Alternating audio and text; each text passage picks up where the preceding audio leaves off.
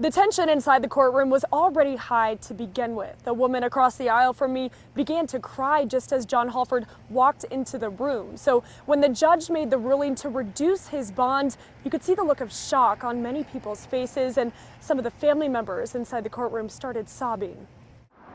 Abby Swovlin says she never expected the man accused of abusing her mother's corpse would be anywhere except behind bars. It was just a complete drop. My stomach dropped. The same for Angelica Stedman. For me, it was a punch in the gut. They say they're feeling the shock after a judge reduced bond for John Halford from $2 million to $100,000. He and his wife, Carrie Halford, the owners of the Return to Nature funeral home, are accused of improperly storing 190 bodies inside the building in Penrose.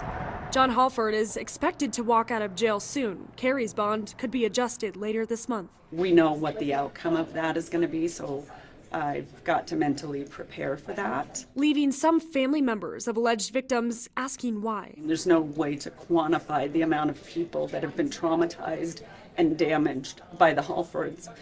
And now they're allowed to walk amongst us.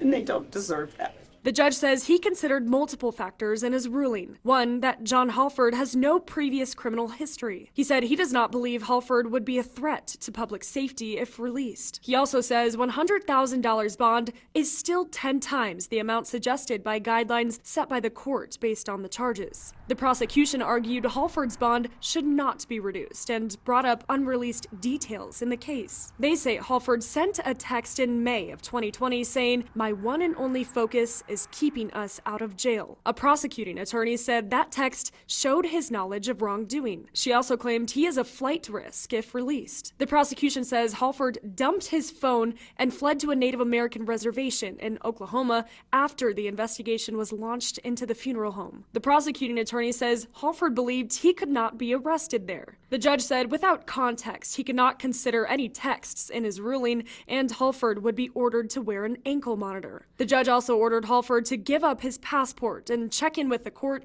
3 times a week. Some family members say they do not trust the decision or Halford. I just want the community to be aware that he's going to be walking amongst us. Beware. John Halford will be back in court on February 8th at 1:30 p.m. for a preliminary hearing. His wife, Carrie Halford, will be back in court on the 11th of this month for her preliminary hearing. And the DA's office tells me it's possible the judge will discuss her bond during that hearing as well. In Colorado Springs, I'm Maggie Bryan, News 5.